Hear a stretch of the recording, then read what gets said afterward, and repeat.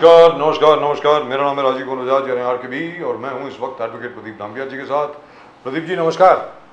नमस्कार सर, नमस्कार। और प्रदीप जी और मैं हम दोनों हैं नेशन नाउ पर। नेशन नाउ है हमेशा आपके साथ। आप सबको जय हिंद, जय महाराष्ट्र, जय भवानी, जय शिवाजी, वंदे मातरम। वंदे मातरम। जय सिया राम, हर हर महादेव। हर हर महादेव। अस्सलाम वालेकुम, सत श्री अकाल, गुड इवनिंग, शलोम, वणक्कम। चाइनीज में निहाओ, जापानीज में कुनिचिवा। Pradeep ji Abariyako, Jambo to our viewers from East Africa, South Africa, the continent of Africa, wherever they speak Swahili. wherever they speak Swahili. Absolutely wonderful. Really and truly wonderful. So lots and lots of excitement today, Pradeep ji. The government actually introduced the Waqf Board Amendment Bill. बिल्कुल। Waqf Amendment Bill, but Yes, then yes. conceded to the demand of the opposition parties that let's refer it to a joint parliamentary committee.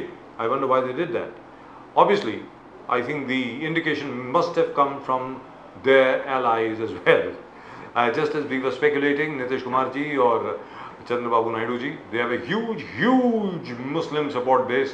They would have said कि पहले JPC में जाने दीजिए, उसके बाद देखते हैं। अब JPC में जाने के बाद प्रदीप जी उसके बाद क्या होगा?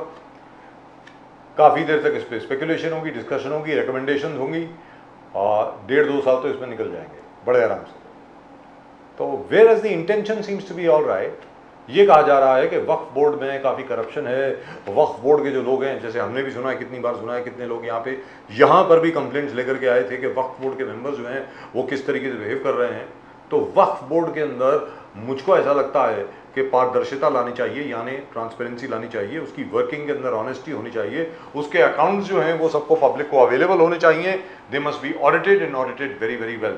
Eight least that's what I think. और एक सर्वसहमति भी होना चाहिए because the farm laws was pushed to methodic discussion and debate and the Congress and the opposition से आपने बहुत सारे बिल्स ऐसे पुश किए थे without discussion and debate. Discussion debates essential in democracy, parliamentary democracy हमारे। तो I think the government has ultimately relented to this kind of reasonable demands of the opposition. And I think they are being reasonable on a number of counts. For instance, the long-term capital gains tax related to indexation has been restored, Sir, which is fantastic. But that I will give full credit to Rahul Gandhi. क्या बात है, जो राहुल गांधी जी ने जो भी pressure उन्होंने किया, आज there is a power. वो कहते हैं उनके पूरे ऑपोजिशन एक साथ जुड़ के जो विरोध करते हैं पार्लियामेंट में, it is creating the necessary kind of pressure on the government that you can not just push things through like last time they did for 10 years they did it, they were pushing things through. This time it's not so easy, and ultimately the Modi government has realized that where things that affects the poor and downtrodden, जो गरीब से गरीब लोगों का फायदे का हो या गरीब मिडिल क्लास के हो, you need to be more sympathetic. And the capital gains indexation was really affecting the middle class, the poor. So definitely, जो भी सोच शायद it skipped out of the mind of Modi government, but ultimately they realized this could cost them. And Rahul Gandhi जो बार-बार poor, downtrodden, middle class के खिलाफ budget है, बार-बार बोल रहा है, and this was reasonable. And second thing, I think आपने कल जो डिस्कशन किए थे, मेडिकल इंश्योरेंस, मेडिक्लेम में जो 18% GST है, that's terrible. That's draconian. That's bad. That's not good for you. That needs to be withdrawn.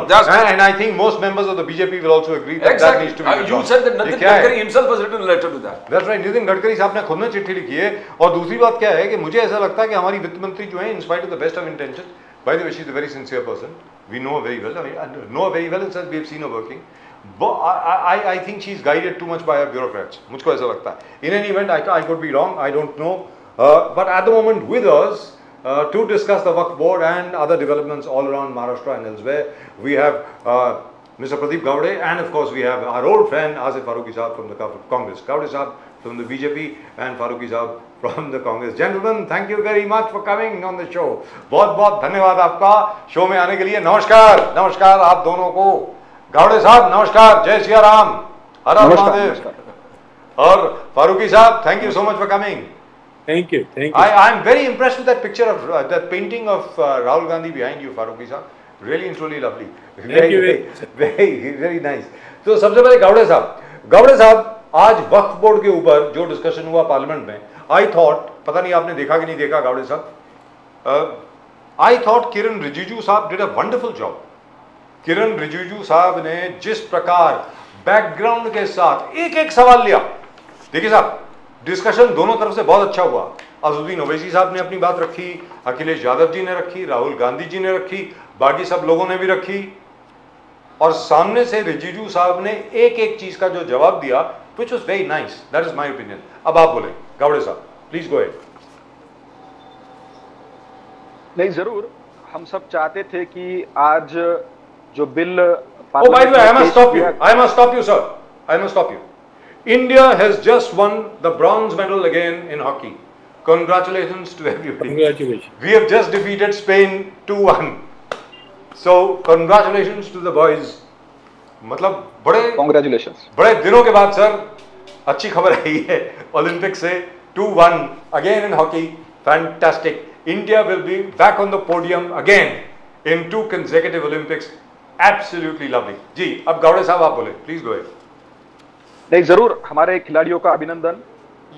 आप वक्फ बोर्ड के बारे में बात कर रहे थे, जी उसके बारे जी में आप बिल्कुल, पूछ रहे थे। Please go ahead. जी देखिए, कांग्रेस ने पहले 1995 में और उसके बाद 2013 में मुस्लिम अपीजमेंट के लिए वक्फ बोर्ड को जो मनमानी करने का अधिकार दिया है, उसको हम खत्म करना चाहते हैं। देखिए, ये जो अमेंडमेंट बिल लाया है, उसके 2 प्रावधान बहुत ही महत्वपूर्ण है, और पहले जो अमेंडमेंट हुए हैं 1995 में और 2013 में, उसमें बहुत ही इनजस्टिस नॉन मुस्लिम्स के साथ किया गया है। पहली बात ये थी कि यूनिलैटरल अधिकार वक्फ बोर्ड को दिया गया था कि वो किसी भी प्रॉपर्टी को वक्फ प्रॉपर्टी डिक्लेयर करे। ये बहुत ही अनजस्टिफाइड और बहुत ही खतरनाक ये प्रावधान था, उसको हम खत्म करना चाहते हैं। ये जो अभी अमेंडमेंट आया है, तो इसमें कंपलसरी है कि वक्फ जो अगर किसी ने अपनी प्रॉपर्टी वक्फ को दी है किसी मुसलमान ने, तो उसका कलेक्टर के पास रजिस्ट्रेशन होना चाहिए। उसके बाद कलेक्टर उसका टाइटल देखकर बाद में डिसाइड करेगा कि वो वक्फ प्रॉपर्टी है कि नहीं है। तो फाइनल अथॉरिटी उसमें जो है वक्फ बोर्ड वक्फ प्रॉपर्टी डिसाइड करने का, उसको हम कलेक्टर कर रहे हैं। ये बहुत ही इंपॉर्टेंट है, क्योंकि आप जानते होंगे कि ऐसी कितनी प्रॉपर्टियां है, मतलब जहां पे मतलब वो जैसे तमिलनाडु में एक गांव था तिरुचिरापल्ली करके, 1500 साल पुराना गांव है, वो पूरा गांव आप वक्फ प्रॉपर्टी डिक्लेयर कर रहे हैं। हाईकोर्ट की बिल्डिंगों को आप वक्फ प्रॉपर्टी डिक्लेयर कर रहे हैं, अंबानी के घर को आप वक्फ प्रॉपर्टी डिक्लेयर कर रहे हैं। तो ये बहुत ही जो अनजस्टिफाइड प्रावधान कांग्रेस ने वोट बैंक पॉलिटिक्स के लिए डाला था, उसको हम खत्म करना चाहते हैं। ये पहली बात। दूसरी बात जो महत्वपूर्ण संशोधन है वो ये है कि ये देश का एकमात्र ऐसा काला कानून होगा जिसमें अगर वक्फ ट्रिब्यूनल ने ये डिसाइड कर दिया कि ये प्रॉपर्टी उसके या फिर ये प्रॉपर्टी वक्फ प्रॉपर्टी है, तो उसके ऊपर कोई अपील नहीं था। आप मतलब इस बात को समझिए कि मतलब अपील ही नहीं है किसी के पास, हम कोर्ट में नहीं जा सकते। तो वो चीज हम खत्म कर रहे हैं इस अमेंडमेंट के थ्रू। अगर इस अमेंडमेंट के बाद हाई कोर्ट में आपको अपील का चांस है, उसके बाद आप सुप्रीम कोर्ट में भी जा सकते हैं।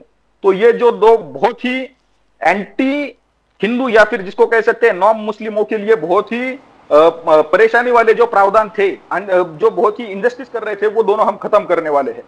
ये 2 महत्वपूर्ण प्रावधान है जी। उसमें एक मिनट मैं पूरा बोल देता हूं। दूसरा उसमें एक जो पहलू है वो ट्रांसपेरेंसी का भी है जी। आप जैसे जानते होंगे कि वक्फ की जो प्रॉपर्टीज है उसमें कितनी मतलब हेराफेरी चल रही है। मतलब जो मुतावली है वो प्रॉपर्टी का मतलब, चलो किसी श्रद्धावान मुसलमान ने अपनी श्रद्धा के लिए मुसलमानों के लिए अगर कोई प्रॉपर्टी वक्फ की होगी, तो ये बाद में ये जो मुतावली है ये उसका मतलब यूज बदल कर उसका कमर्शियल यूज कर रहे हैं। ऐसे कितने जगह पे ये हुआ है, तो उसको हम खत्म कर रहे हैं, उसमें हम ट्रांसपेरेंसी ला रहे हैं। और तीसरी जो महत्वपूर्ण बात है कि हम जो वक्फ बोर्ड का कंपोजिशन है उसको वाइडर कर रहे हैं। इसमें जो मुसलमान समाज के भी जो बैकवर्ड है उनको हम रिप्रेजेंटेशन दे रहे हैं, महिलाओं को रिप्रेजेंटेशन दे रहे हैं। तो 2 चीजें ये जो संशोधन आ रहा था उसमें ये है कि एक, वक्फ किसी प्रॉपर्टी के ऊपर इंक्रोचमेंट ना करे, उसके लिए हमने सेफगार्ड्स इंस्टॉल किए थे। और दूसरा, वक्फ की प्रॉपर्टी पर कोई इंक्रोचमेंट ना करे, जो मुतावली कर रहे थे उसका मतलब यूज चेंज करके, तो वो ना हो। इसकी वजह से ये इस तरीके से ये एक बहुत ही अच्छा बिल है, जो मतलब वक्फ की वजह से जो प्रॉब्लम क्रिएट हो रहे थे उसको भी एड्रेस कर रहा था। और जिस वजह से अगर कोई मुसलमान अपनी प्रॉपर्टी वक्फ करना चाहता है तो उसके लिए भी ये बहुत ही अच्छा अमेंडमेंट था। लेकिन चलो, पार्लियामेंट्री डेमोक्रेसी में सभी पार्टियों के कुछ सुझाव आए होंगे, उसका संज्ञान लेते हुए ये जेपीसी को भेजा गया है। मुझे ऐसा लगता है, मैं अपेक्षा करता हूं कि जेपीसी में इसके ऊपर अच्छी चर्चा हो और उसके बाद ये बिल आए और पास हो। हमको ये बात समझनी पड़ेगी कि ये जो अमेंडमेंट आया है वो सच्चर कमेटी और उसके बाद जो रहमान कमेटी बनी थी उस कमेटी के जो रिकमेंडेशन है उसके आधार पर आया हुआ है। तो ये पूरा मतलब स्टडी हुआ है, डिस्कशन डेलिब्रेशन भी हुआ है, लेकिन चलो फिर भी अगर अपोजिशन या फिर कुछ दल ये चाहते हैं कि उसके ऊपर और चर्चा हो तो हम स्वागत करते हैं, लेकिन ये हमारा कमिटमेंट है, हम वक्फ को मनमानी नहीं करने देंगे और वक्फ की प्रॉपर्टी का कोई अपने फायदे के लिए उपयोग कर रहा है वो भी नहीं करने देंगे। आसिफ फारूकी साहब, सबसे पहले जो डिस्कशन शुरू हुआ उसमें सरकार के ऊपर आरोप ये लगाया गया कि ये एंटी मुस्लिम बिल है, तो ये कि मुसलमानों के अधिकारों के साथ के अधिकारों में इसमें हस्तक्षेप है और जान करके मोदी सरकार जो है वो मुसलमानों को दबाना चाह रही है। लेकिन बहुत ऐसे इंस्टेंसेस सर हमारे पास भी बहुत कंप्लेंट्स आई हैं जहां पर यह कहा गया है कि वक्फ बोर्ड जो है अलग अलग जगह का, यहां तक कि महाराष्ट्र में भी उन्होंने बहुत अजीबोगरीब तरीके से प्रॉपर्टीज की जो यूज है और प्रॉपर्टीज का यूजर चेंज करके उसको अलग अलग तरीके से बेचने की कोशिश की गई है, उसमें रेंट की कोशिश की गई है, जो कि अलाउड नहीं है जहां तक मैं जानता हूं। अब आप बोलें सर, फारूकी साहब। सर पहले मैं अपने दोस्त साहब को खुश कर दूं कि जितनी बातें इन्होंने कही, एडवोकेट प्रदीप गावड़े जी, प्रदीप जी को, कि इनकी बातें सब सच्ची हैं। मैं सिर्फ इनसे एक छोटा सा सवाल पूछना चाहता हूँ। इन्होंने कहा उसके अंदर बहुत करप्शन होता है, उनके अंदर धांधली होती है, उसकी वजह से बहुत गड़बड़ी है। मैं अगर इनकी बातों का अगर निचोड़ समझूं, और मैं ये एक्सेप्ट करने के लिए बिल्कुल तैयार हूँ कि बहुत सी गड़बड़ी उसके अंदर हुई है, और इनकी इत्तला के लिए एक और चीज़ मैं बता दूँ कि ज़्यादातर ये गड़बड़ी हम मुसलमानों ने ही की है, ये भी सुन लीजिए, मैं एक्सेप्ट करता हूँ। लेकिन ये सब बोलने के बाद क्या आप किसी की प्रॉपर्टी को आप अपनी प्रॉपर्टी बना लेंगे, ये आप बोलना चाहते हैं? दो भाइयों के अंदर अगर डिस्प्यूट हुआ तो क्या गवर्नमेंट वो बीच में उसके अंदर कानून के तहत फैसला करेगी या उसको अपने हक में कर लेगी? मैं ये भाई साहब से पूछना चाहता हूँ, प्रदीप गौड़ा जी से एक बात पूछना चाहता हूँ। गौड़े जी, प्रदीप गौड़ा जी से मैं ये पूछना चाहता हूँ। दूसरी बात, वक्फ के बारे में प्रदीप जी आपको एक और बात बता दूं, कोई भी अगर उसकी पर्सनल प्रॉपर्टी या जायदाद या उसका मालकाना उसका नहीं हो तो वो चाहे दुनिया का कोई भी मुसलमान हो या इंसान हो, वो उसको वक्फ कर ही नहीं सकता। वक्फ का मतलब है कि ये भगवान को के सामने उसको पेश कर देना, उसके हक में दे देना, यानी उसके बच्चे भी उसके जो है उसके मालिक नहीं रह सकते। ये आप मान लीजिए, जैसे आप दान पुण्य करते हैं वैसे ये प्रॉपर्टी, ये तो आपको खुश होना चाहिए कि मुसलमानों के अंदर ये एक ऐसी प्रथा है, एक ऐसा एहसास है, एक ऐसी चलन है कि ये भगवान के सामने अपनी इतनी बड़ी बड़ी प्रॉपर्टी भी, और वो उसको बाद में रिटर्न भी नहीं ले सकते सर, अपने बच्चे उनको यूज भी नहीं कर सकते। हाँ, उसके मालिकाना हक तो नहीं, लेकिन उसको संभालने के लिए जिसको मुतवल्ली बोलते हैं, एक मुतवल्ली को वो जिम्मेदारी दे सकते हैं। अपना बोर्ड का काम है, वक्फ बोर्ड का काम है, गवर्नमेंट का काम है, और ऑर्गेनाइजेशंस का काम है कि मुतवल्ली किस तरीके से उसका ख्याल रख रहा है। जो प्रॉपर्टी या जो भी चीज़ वो वक्फ की गई है, जो भगवान के लिए वक्फ के सामने दी गई है, जिस मतलब के लिए दी गई है, उसका वो पूरा तरीके से ख्याल कर रहा है कि नहीं कर रहा है, उसके लिए वहाँ पे कानून है। उस कानून के तहत जो भी तरीका हो, जो भी उसके ऊपर गड़बड़ी हो, उस कानून के तहत कार्रवाई करे और उसको सही तरीके से लाए। लेकिन इसका मतलब ये नहीं कि वो प्रॉपर्टी किसी और को दे दे, गवर्नमेंट उसको अपने हक में कर ले, कलेक्टर उसको किसी और के उसमें दे दे। ये तो बहुत, इसीलिए मेरे ख्याल से पार्लियामेंट में ज़्यादातर एमपीज़ ने ये बात कहा है कि ये आप दूसरे के हक के ऊपर गवर्नमेंट जो है अपनी आज़ादारी या अपना फैसला सुनाना चाहती है। Right, let's hear Gowda साहब। Gowda साहब, आप you were raising your hand, जी बोलिए। बिल्कुल, कांग्रेस के हमारे मित्र ने मुझसे कुछ सवाल पूछे थे। जी, उनका सवाल ये था कि क्या गवर्नमेंट किसी मुसलमान की जमीन हड़पना चाहता है अगर वो वक्फ को देना चाहता है? तो आप मैंने जो कहा था वो ठीक से सुनिए। मैंने ये कहा था कि अगर कोई मुसलमान अपनी प्रॉपर्टी वक्फ करना चाहता है तो उसमें हमको कोई एतराज नहीं है और हम उसमें डिसाइड करने वाले कोई नहीं है। हमारा सिर्फ ये मानना है, हम उसमें कुछ दखल भी नहीं करना चाहते।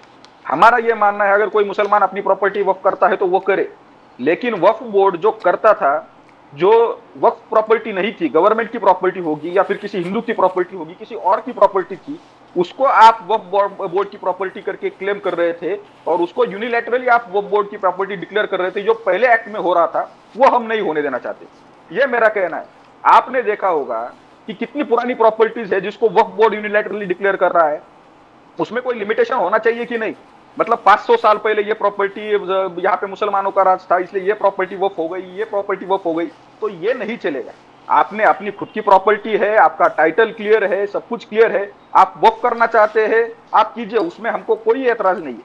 बट गावड़े साहब, आप जो कर रहे, जो हो रहा था, मतलब जो माल प्रैक्टिस ये हो रही थी, जो अधिकार 95 में और 2013 में दिया था कि यूनिलैटरली वक्फ बोर्ड डिसाइड करता था कि कौन सी प्रॉपर्टी वक्फ प्रॉपर्टी है, ये नहीं होने देना चाहते हम। गावड़े साहब, आप पे सरासर चार्जेस नहीं, सुनिए कितनी पुरानी सरकारी बिल्डिंग है। मतलब जैसे सूरत म्युनिसिपालिटी का बिल्डिंग होगा, उसको आपने वक्फ बोर्ड क्लेम कर दिया। एक पूरा की पूरा गांव है, वहां पे 1500 साल पुराना मंदिर है, उसको आपने वक्फ बोर्ड क्लेम कर दिया। दिल्ली हाई कोर्ट की बिल्डिंग आप वक्फ करना चाह रहे हैं, तो ये नहीं, आपकी अपनी प्रॉपर्टी है, आपकी अपनी प्रॉपर्टी है, आप उसको वक्फ में दीजिए, हमको कोई एतराज नहीं है। उसमें हम जो कर रहे हैं कि जो मुसलमान भी है, जो जैसे कांग्रेस के प्रवक्ता ने कहा कि उसकी भावना से अगर उसने वक्फ की है तो उसका भी ठीक से संचालन होना चाहिए कि नहीं होना चाहिए। उसमें कुछ गड़बड़ियां थी, वो कांग्रेस के हमारे मित्र ने एक्सेप्ट भी की, उसमें कुछ गड़बड़ियां हो रही थी, वो सुधारने का काम कर रहे हैं। तो मुझे लगता है दोनों प्रावधानों में किसी को कुछ आपत्ति होने की कोई जरूरत नहीं है। नहीं है गावड़े साहब, आपका आंख, उनका कहना है, कांग्रेस का कहना है कि आप यू आर आइंग 8,70,000 प्रॉपर्टीज जो वक्फ बोर्ड के हैं, 8,70,000 प्रॉपर्टीज और 9,40,000 एकर्स ऑफ लैंड जो वक्फ प्रॉपर्टी है। It is the third biggest asset holder, land holder after defence and railways, Gawde sahab. And ये जो है, ये पहले देखना पड़ेगा ना, ये जो आप बोल रहे हैं ना कि एनक्रोचमेंट, ये आपके जो कानून के हिसाब से कांग्रेस का कहना है, ओवैसी साहब का कहना है कि you are encroaching on the personal liberty of Muslim community with a specific intention। वो जो लैंड बैंक है वहीं पर आपके आंखें हैं, वो लैंड बैंक आप एहतियाना चाहते हो, you want to take over the land bank where the Muslim communities are concerned। Gawde sahab, नहीं देखिए, अगर ओवैसी साहब का सुनेगा फिर कांग्रेस का सुनेगा ना, तो ये पूरे देश को वक्फ प्रॉपर्टी डिक्लेयर कर देगी, क्योंकि कहेंगे कि यहाँ पे पहले मुगलों की सत्ता थी तो ये पूरा वक्फ प्रॉपर्टी हो गया। देखिए, ये जो 9 लाख करोड़ की बात हो रही है, 9 लाख एकड़ की बात हो रही है वक्फ प्रॉपर्टी की, उसमें देखना पड़ेगा ना कि उसमें से कितना जो टाइटल था वो क्लियर टाइटल था और वो वक्फ प्रॉपर्टी है। आपने यूनिलैटरली किसी भी लैंड को बोल दिया ये वक्फ प्रॉपर्टी है, तो वक्फ प्रॉपर्टी हो जाएगी क्या? ये आपने कल का देखा होगा, कल मध्य प्रदेश हाईकोर्ट में वक्फ प्रॉपर्टी के रिलेटेड ही एक मामला चल रहा था, तो उधर हाईकोर्ट ने ये कहा कि आप ऐसे उठकर किसी भी प्रॉपर्टी को वक्फ प्रॉपर्टी डिक्लेयर करेंगे क्या? तो ये ऐसा है, कल मेरे घर को, आपको घर को कोई भी वक्फ प्रॉपर्टी डिक्लेयर करेगा। गावड़े साहब, दूसरी चीज उसमें ये थी कि उसके बाद अगर ट्राइब्यूनल कुछ डिसीजन दे तो उसको अपील भी नहीं थी। ये कहा का मतलब न्याय है? ये कोर्ट में नहीं जा सकते आप टाइटल के लिए, मेरे टाइटल के लिए मैं कोर्ट में नहीं जा सकता। तो ये हद कांग्रेस ने और कांग्रेस के सहयोगियों ने करके रखी थी मुस्लिम अपीजमेंट के लिए। हम ये 2 चीजें जो थी, मैंने आपको पहले कहा, वो दूर करना चाहते हैं। बाकी जो चीजें हैं वो तो वक्फ में ट्रांसपेरेंसी के जो आपने मध्य प्रदेश का उदाहरण दिया, उसमें जज साहब ने ये कहा कि अगले दिन तुम उठ करके बोलोगे कि ताजमहल और रेड फोर्ट भी वक्फ की प्रॉपर्टी है, वो भी ले लोगे क्या? This is what took place yesterday in the Madhya Pradesh high court. Quite right. शिया जी प्रदीप जी, वेरी इंपॉर्टेंट। शिया ठीक है, आपने कहा शिया को इंक्लूड करिए, अहमदिया को इंक्लूड करना चाहिए, आसिफ फरूकी, उसमें आपको इतराज नहीं होना चाहिए। बट हिंदू मेंबर, गावड़े साहब, हिंदू मेंबर, नॉन मुस्लिम को वहां पर इंक्लूड करना, क्या इसको इंसीडियस एनक्रोचमेंट नहीं कर सकता? आप रिलीजियस टर्म्स पे एक पर्सनल लॉ के हिसाब से है, मुस्लिम कम्युनिटी के लॉ के हिसाब से है, आप वहां नॉन मुस्लिम मेंबर को घुसाने की कोशिश कर रहे हो, तो वहां तक कहां जस्टिफिकेशन है गावड़े साहब? नहीं, बिल्कुल। देखिए, इसमें कहीं पे भी नॉन मुस्लिम को या फिर मुस्लिम के पर्सनल राइट के बीच में इंटरफेयर करने का विषय नहीं है। ये जहां पे ट्रिब्यूनल का काम चलता है वहां पे सभी लोग होने चाहिए, क्योंकि वहां पे जो मैटर है वो सिविल मैटर है, तो उसमें फिर कुछ आपत्ति नहीं होनी चाहिए वहां पे कोई। और दूसरी एक मैं आपको बात बताना चाहता हूं कि एक Brahmachari versus West Bengal, state of West Bengal का जजमेंट है जिसमें सुप्रीम कोर्ट ने कहा है कि मैनेजमेंट ऑफ वक्फ बोर्ड ये कोई मुस्लिम धर्म के इसेंशियल प्रैक्टिस नहीं है। तो आप वक्फ बोर्ड की प्रैक्टिस को, मतलब मुस्लिम धर्म की जो इसेंशियल रिलीजियस प्रैक्टिस है उसके साथ जोड़ नहीं सकते। Right, so in fact what you're really saying is, इसकी वजह से ये कोई इंक्रोचमेंट नहीं है किसी के धर्म के अधिकार के ऊपर। Let's ask फारूकी साहब। फारूकी साहब, do you have any objection? आपके पास ऑब्जेक्शन है कोई? सर सवाल सुन ले। आपके पास कोई ऑब्जेक्शन है कि शिया, अहमदिया, अहले हदीस, बाकी ये जितने भी बाकी लोग हैं? हमारे पास कोई ऑब्जेक्शन नहीं है जी, हमारे पास कोई, लेकिन जो अदर देन मुस्लिम्स है उनके लिए ऑब्जेक्शन है वो उसी तरीके से है जैसे मैं नहीं चाहूँगा कि मैं इनके मंदिर के अंदर ट्रस्ट में आके इनको एडवाइस करूं खुदा न खास्ता, या इन्होंने कोई दान पुण्य किया हो तो कोई मुसलमान जाके अपना उसके अंदर इनको एडवाइस करे। और जो कि इनको फ्रीडम है उसी तरीके से मैं चाहता हूं कि मुसलमानों को भी जो ये फ्रीडम है वो मिलनी चाहिए। मैं प्रदीप जी को एक और बात याद दिलाना चाहता हूँ कि जो नया अमेंडमेंट है उसमें इन्होंने वक्फ का नाम ही चेंज कर दिया है, नंबर 1। नंबर 2, जिस पे हम लोगों को एतराज़ है कि यानी आपने दान पुण्य के नाम ही को चेंज कर दिया। दूसरी बात जो आपने की कि आपके घर को भी मैं वक्फ कर दूं। साहब, मेरी इतनी ताकत ही नहीं है कि मैं आपके घर को, क्या किसी और के घर को या किसी के नाम को वो वक्फ ही नहीं होगा। मतलब ये तो दिल से भगवान के सामने श्रद्धा वाली बात है।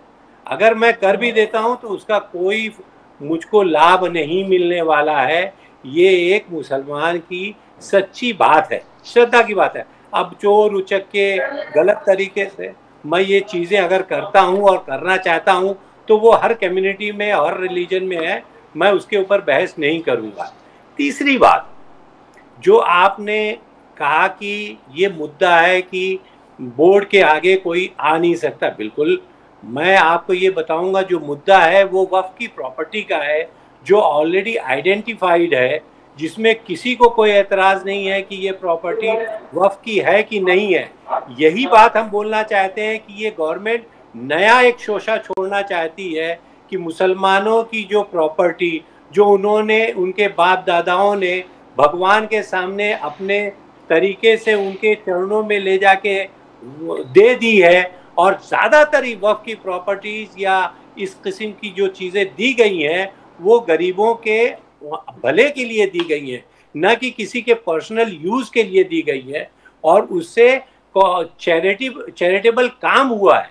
लेकिन अब ये हो रहा है कि ये गवर्नमेंट चाहती है कि उसको अपनी अजारादारी या अपनी प्रॉपर्टी बना ले, जिसकी वजह से ये डिफरेंसेस हमारे अंदर आ रहे हैं और जिससे हमको लगता है कि ये पूरे हिंदुस्तान को डिवाइड करना चाहते हैं। हमको आपको मिलके रहने देना नहीं चाहते हैं।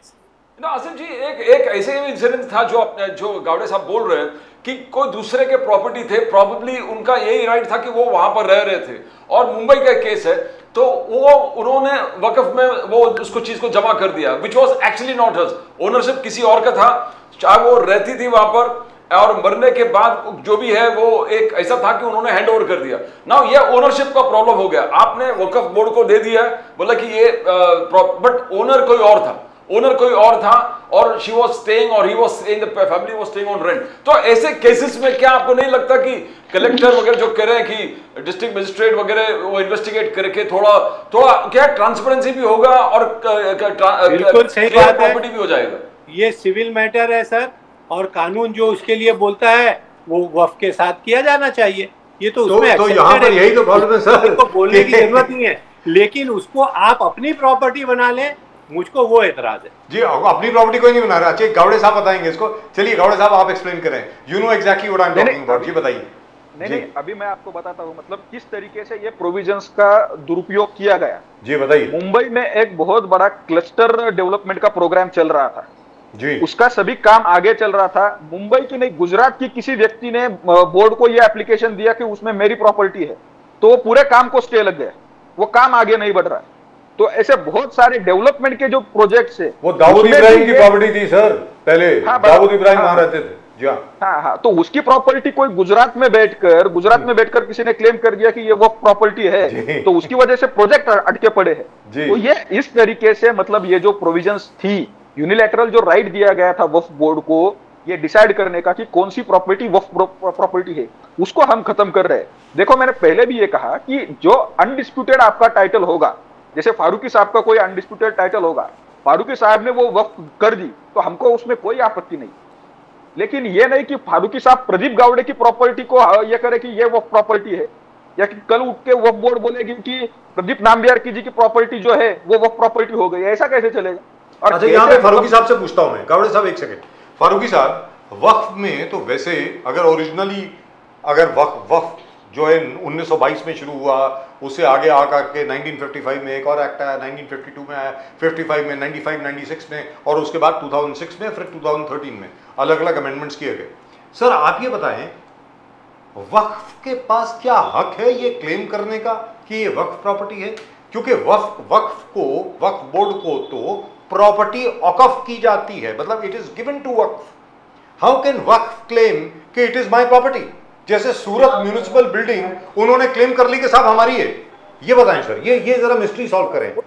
नहीं सर, देखिए एक बात सुनिए, ये गवर्नमेंट ने एक बॉडी बनाई है जी, ये जो इस किस्म की प्रॉपर्टी, जैसे आप ही कोई चीज करें तो आप एक मुतवल्ली रखते हैं, वो मुतवल्ली की प्रॉपर्टी नहीं है, उसके सर्टेन रूल्स रेगुलेशंस के तहत वो उसकी केयर टेकर है। और खुदा ना खास्ता वो केयर टेकर गलत है, आप बिल्कुल उसको हटाइए, दूसरा लेके आइए, उसके प्रोविजंस है, उसके कानून है, लेकिन आप प्रॉपर्टी को ले लें ये नहीं कोई कर सकता है। इसी तरीके से बोर्ड इसलिए नहीं बनाया गया है कि वो कोई खुदा ना खासा हिंदू की प्रॉपर्टी को अपने वक्फ में ला रहा है। नो नो नो नो, उसने उसका ऑलरेडी आइडेंटिफाइड है। जैसे अभी नाम्बियार जी ने कहा कि 9 लाख कितनी प्रॉपर्टीज जो है वक्फ की है, वो कई बार सर्वे हो चुका है, वो आइडेंटिफाइड है। अब उसके अंदर आपस में कोई डिस्प्यूट्स है तो उसके लिए कानून बने हुए हैं, उस कानून के तहत जो भी होगा वो हमको मंजूर है। लेकिन इसका मतलब ये थोड़ी है कि वो किसी और रिलीजन के अंदर चली जाए, कोई और उसका मालिक बन जाएगा। नो। तो सर ये सूरत म्युनिसिपल कॉर्पोरेशन को वहां के वक्फ बोर्ड ने कैसे क्लेम कर लिया? ये तो मिस्ट्री सॉल्व करें। How did that happen? Sir उसके कागजात होंगे, मैं बताता हूं जी, वो आप उनसे पूछिए। पूछते गौड़ साहब आप बताएं। करेंगे जी, सूरत म्युनिसिपैलिटी का तो उसके कागजात होंगे जी। गौड़ साहब आप बताइए। अगर उसके कागजात नहीं है तो वो वक्फ की नहीं होगी बराबर। और अगर वक्फ की है तो आपको क्यों शर्म आ रही है कि वो म्युनिसिपैलिटी की ये है या उस पे प्राइम मिनिस्टर का बंगला बना हुआ है? अगर वक्फ की आप छोड़ दीजिए, आपको यूज भी नहीं करना चाहिए। और चाहे वो मैं अल्लाह मियाँ बोलता हूँ और ये राम और भगवान बोलते हैं, डरना चाहिए। So the same thing applies। Farooqui साहब, गौड़ साहब आपके पास आ रहा हूँ, एक सेकंड, बस एक सेकंड। तो Farooqui sahab, that means the same thing applies to Antilia. Mukesh Ambani sahab का जो बंगला है, the same thing has to apply to that also। वो किसी की पर्सनल प्रॉपर्टी नहीं है सर। वो तो लड़कियों के, यतीम लड़कियों के लिए, यतीम खाने के लिए प्रॉपर्टी थी। थैंक्स टू यू सर कि मेरे बोलने से पहले आपने बता दिए। अब वो मेरे ख्याल से गवर्नमेंट को, और अंबानी जी इतने बड़े आदमी हैं, उनको सोचना चाहिए सर। मैं उनके ऊपर कोई उंगली नहीं उठाऊंगा। बट आसिफ भाई, करना चाहिए। That's a classic example, personal use के लिए है। That's a classic example. मैं पर्सनल बता दूं सर, ये तो बड़ा दिल से मामला है। ये कानून और उसके ऊपर की बातें हैं, और ये श्रद्धा की बातें हैं। कोई भी रिलीजियस आदमी हो, किसी भी कौम से ताल्लुक रखता हो, प्रदीप जी चाहे वो हिंदू हो, चाहे क्रिश्चियन हो, या किसी और रिलीजन से हो, चाहे मुसलमान हो, मैं मुसलमान हूँ। अगर कोई चीज़ इस तरीके की है तो मेरे ख्याल से उससे डरना चाहिए, उसके साथ गलत करने के लिए। क्योंकि वो प्रॉपर्टी किसी ने अगर वक्फ की है तो उसके दिल में क्या श्रद्धा थी, किस तरीके से की थी, उसको अगर मैं पर्सनल यूज़ में लेके आता हूँ, चाहे वो किसी रिलीजन से हो, उसको डरना चाहिए। उसके हालात, मेरा पूरा यकीन है कि आगे के हालात अच्छे रहने वाले नहीं हैं। फारूकी साहब, but the Antilia case is a classic example कि रिफॉर्म्स की जरूरत है, कि वक्फ बोर्ड के ही लोगों ने अगर किसी को बेच दिया हो ये प्रॉपर्टी, तो एक क्लासिक एग्जांपल है। इसमें संशोधन होना चाहिए, रिफॉर्म होना चाहिए, इस चीज को रोकने के लिए रिफॉर्म होना चाहिए। तो अगर रिफॉर्म आ रहा है इस चीज को रोकने के लिए, तो विरोध क्या है? Antilia can be a classic example कि रिफॉर्म चाहिए। आपने कहा रिफॉर्म से हमको तकलीफ है, क्योंकि वो अगर मेरी प्रॉपर्टी है और आप उसको प्रदीप जी को दे रहे हैं, तो ये गलत बात है। ये सर ऐसा तो किसी ने नहीं, मगर अगर आप कह रहे हैं, ये आपके माइंड में कहां से आ गया? मगर आप कह रहे हो कि ऐसा हो गया है एंटीला, तो उसको रोकने के लिए क्या करोगे आप? रोकना तो पड़ेगा, करप्शन विद इन सिस्टम है। सर, मैं यहाँ पे 9 लाख प्रॉपर्टी का कोई वो पेपर लेके नहीं बैठा हूँ कौन सी प्रॉपर्टी वक्फ की गलत है और कौन सी सही है। अगर वो वक्फ की है जो कि आप बोल रहे हैं, और उसको दुनिया ने उसको समझा और देखा है, और मेरे ख्याल से अंबानी जी और उनकी टोली हमसे ज़्यादा समझदार है। अगर वो है तो मेरे ख्याल से बहुत छोटी चीज़ है वो अंबानी जी के आगे, उनको रिटर्न कर देना चाहिए। Right, he should return their property. But appeasement जो चल रहा है आसिफ फारूकी साहब, बीजेपी का यही आरोप है कि जहां भी रिफॉर्म्स आ रहे हैं, जहां भी एक चीज को हम लोग ट्रांसपेरेंट कर रहे हैं, वहां पर आप लोग अपीसमेंट के नाम पर उसको रोक देते हो। बोले कि हमारे समाज के खिलाफ है, हमारे रिलीजियस के खिलाफ है। शाहबानू केस, वो कहते हैं कि शाहबानू क्लासिक एग्जाम्पल है। कोर्ट ने जस्टिफाइबल एकदम जबरदस्त तरीके से मैनकाइंड को बैलेंस करने के लिए जो जजमेंट दिया, उसको राजीव गांधी जी ने करके उसको ओवरटर्न करके कानून बना के उसको शर्म कर दिया। तो ये अपीसमेंट का उच्चतम उदाहरण शाहबानू केस है। और बार बार बीजेपी कह रहा कि appeasement politics is not only destroying the country, but जो नेचुरल जस्टिस है उस नेचुरल जस्टिस को भी हर्ट कर रहे हैं। फारूकी साहब, सर 40 साल में एक केस को लेके हर टीवी वाला हर मामले में शाहबानो केस। सर ये रिलीजियस मैटर है, इसमें आप रिफॉर्म क्या? मैं प्रदीप जी को एक सवाल पूछना चाहता हूँ, क्या हिंदू धर्म के अंदर वो रिफॉर्म कोई चीज़ अपना करना चाहेंगे जो उनके बुक के अंदर लिखी हुई है? बहुत सारे रिफॉर्म किए जी गौड़े साहब बोलिए। बहुत सारे रिफॉर्म गौड़े साहब, आप काफी देर से बोलना चाह रहे हैं, तरीके से हिंदू धर्म में रिफॉर्म हुए वो आप सीखिए। कि आपके मंदिर में कौन नहीं जा सकता है, कौन जा सकता है, अगर जो चीज़ है उससे आप परे होके मानेंगे नहीं। और मैं मदाखलत भी नहीं करना चाहूँगा सर, क्योंकि वो दिल से मामला है, उसी को रिलीजन बोलते हैं सर। अगर आपने उसको अमेंड कर दिया तो सारी पॉइंट ही खत्म हो गई। फिर तो राइट, लेट्स आस्क प्रदीप गौड़े साहब। बड़ा झगड़ा हो सकता है। जी गौड़े साहब, आप काफी देर से बोलना चाह रहे हैं। पहले तो वो सूरत वाला जो मैटर है उसके बारे में भी आप कुछ बताना चाह रहे थे, बोलिए सर। नहीं, आप बिल्कुल सही बात कर रहे थे कि वक्फ का काम क्या है। अगर किसी ने अपनी प्रॉपर्टी वक्फ को दी है तो उसको मुस्लिमों के हित के लिए या फिर इस्लाम के हित के लिए उसको यूटिलाइज करे जी। वो छोड़ के वक्फ क्या कर रहा था कि जो प्रॉपर्टीज है वो खुद क्लेम कर रहा था ये वक्फ प्रॉपर्टी है। वो क्या कर रहे थे, जैसे कोई मैदान होगा जहां पे ईद की नमाज पढ़ी जा रही थी पहले, तो वो ये क्लेम करने लगे कि ये वक्फ प्रॉपर्टी बन गई। अगर कोई खुली जगह थी वहां पर अगर मुसलमानों को किसी ने नमाज पढ़ने की इजाजत दे दी तो उसको आपने वक्फ प्रॉपर्टी क्लेम कर दिया। कुछ मुस्लिम शासकों की पुरानी प्रॉपर्टीज होगी उसको आपने वक्फ प्रॉपर्टी क्लेम कर दिया। ये वक्फ प्रॉपर्टीज नहीं है, ओके। या फिर जैसे अभी वो दाऊद की प्रॉपर्टी का विषय चल रहा था, वो दाऊद की प्रॉपर्टी वक्फ प्रॉपर्टी थोड़ी है। अगर मैं पहले किसी ने अगर अपनी अनडिस्प्यूटेड लैंड जो है या फिर कोई भी ये होगा वो दिया होगा तो वो प्रॉब्लम नहीं है। लेकिन आप 200-300 साल पहले किसी ने वक्फ किया है और उसकी वजह से आप वो प्रॉपर्टी को वक्फ प्रॉपर्टी बोलेंगे तो ये सही नहीं है। और ये वक्फ बोर्ड कर रहा था। दूसरी बात, मतलब फारूकी साहब जो बोल रहे थे ना कि किसी की प्रॉपर्टी अगर वो कर रहा है वो डिसाइड कौन करेगा। अगर कोई टाइटल डिस्प्यूट है तो वो डिसाइड कौन करेगा, वो कोर्ट करेगा। यहाँ पे कोर्ट करता है। तो ये जो प्रॉपर्टीज थी सभी, उसमें कोई राइट ही नहीं था, वो बोर्ड डिसाइड करता था या फिर ट्रिब्यूनल डिसाइड कर रहा था। सुप्रीम कोर्ट में मामला चर्चित था कि इसमें सुप्रीम कोर्ट में जाने की इजाजत है कि नहीं है। तो ये सब जो एनोमलीज थी उसको खत्म करने का काम किया है। दूसरी बात जो है, मतलब जो अभी फारूकी साहब रिलीजन के बारे में बोल रहे थे, देखिए आपकी पार्टी कॉन्स्टिट्यूशन के बारे में बहुत बात करती है। रिलीजन जो है वो किसी के फंडामेंटल राइट्स को या फिर जो ह्यूमन राइट जो है उसको वायलेट नहीं कर सकता। शाहबानो केस में वो कर रहे थे। आपका रिलीजन ह्यूमन राइट्स को ओवरराइड नहीं कर सकता, ये पहली बात। दूसरी बात उसमें यह है कि जो भी अगर आपके रिलीजन में है वो अगर कॉन्स्टिट्यूशन के खिलाफ होगा तो उसमें भी कॉन्स्टिट्यूशन सुपरसीड करेगा, रिलीजन नहीं करेगा। अगर हम कॉन्स्टिट्यूशन में मानते हैं तो ये प्रिंसिपल्स हमको याद रखने चाहिए।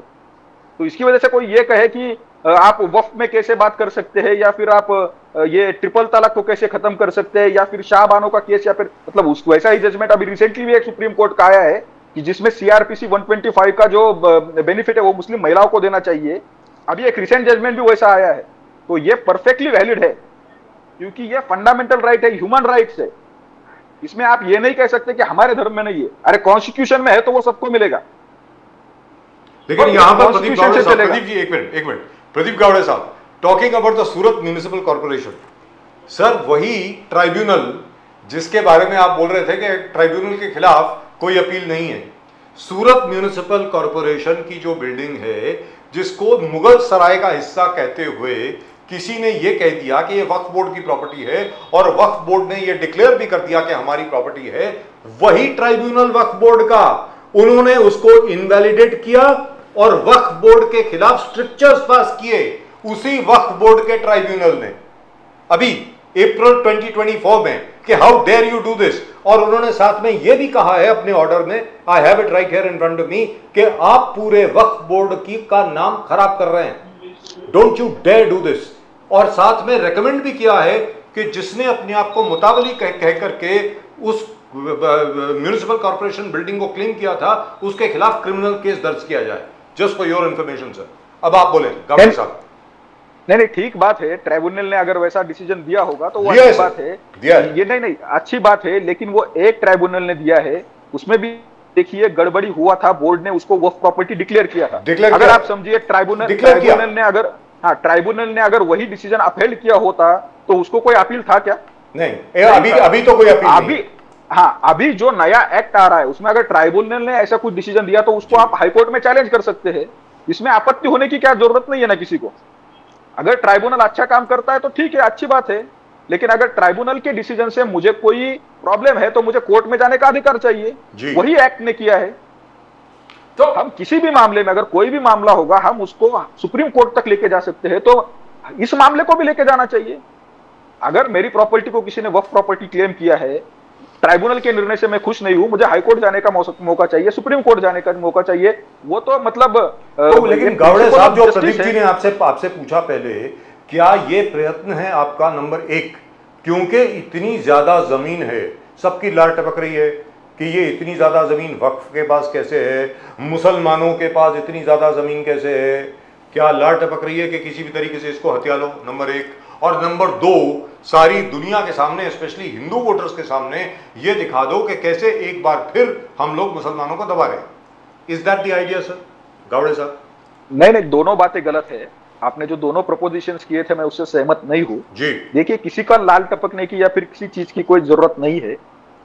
जो प्रॉपर्टी जिसका टाइटल क्लियर है और किसी ने वक्फ की है तो उसमें हमको कोई इंटरेस्ट नहीं है। लेकिन अगर कई जगह यूनिलैटरली प्रॉपर्टी वक्फ क्लेम की है, जैसे आपने सूरत म्युनिसिपल पॉलिटी का एग्जांपल दिया, वो तिरुचिरापल्ली का एग्जांपल दिया, दिल्ली हाईकोर्ट के बारे में ये बात चल रही है, तो अगर ऐसी कुछ बातें पहाड़गंज की भी मस्जिद है, उसके बारे में भी उसको तो रेस्टोरेंट और बार बना दिया था, वो तो हम लोगों ने बचाई है वैसे भाई, ये भी बता दूं। हाँ, चलिए जी। तो इस विषय में सिर्फ गवर्नमेंट या फिर उसका टाइटल देखेगा या फिर कलेक्टर नए एक्ट में इंटरवीन करेगा। और दूसरी बात इसमें यह है, मतलब आपने कहा कि हम हमारे वोटर को खुश करना चाहते हैं। देखिए, मैंने शुरुआत में जो सबमिशन किया था उसमें मैंने जो दूसरा पार्ट बोला था कि वक्फ में कितनी गड़बड़ियां हो रही है। हमारे कांग्रेस के ही मित्र ने कहा, आपने एंटेलिया का कुछ उदाहरण दिया था कि कैसे मुतावली जो है वो वक्फ प्रॉपर्टी का अपने बेनिफिट के लिए उपयोग कर रहे हैं। कर्नाटक में लगभग 29,000 प्रॉपर्टीज जो है उसको कमर्शियल यूज के लिए इस्तेमाल करना शुरू कर दिया था।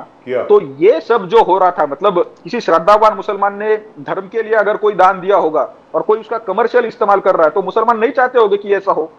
अगर हम उसको दुरुस्त कर रहे हैं तो हम तो उल्टा उसका जो राइट था उसको सिक्योर कर रहे हैं ना। तो यहाँ पे फारूकी साहब आप बताएं, जो अभी अभी गावड़े साहब ने कहा, and by the way this is a fact, government के पास लाखों कंप्लेंट्स आई हैं सर, 1 लाख के ऊपर कंप्लेंट आई हैं वक्फ बोर्ड की फंक्शनिंग को लेकर के, उसके बाद जाकर के स्टेप लिया गया है, ऐसा सरकार का कहना है। अब फारूकी साहब आप बोले प्लीज।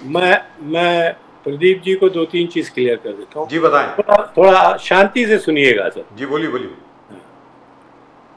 जितने हमारे जो रिलीजियस लोग हैं, हमारे पर्सनल लॉ में हम लोग बाइंड है, कोई किसी के पर्सनल लॉ में मदाखलत नहीं कर सकता है अंडर आर्टिकल 25, 26, 29। और बाय डूइंग दिस वक्फ के अंदर आप एक खुद के बनाए हुए आर्टिकल के अंदर मदाखलत कर रहे हैं, जो कि आपको नहीं करना चाहिए, जो कि इस गवर्नमेंट को नहीं करना चाहिए।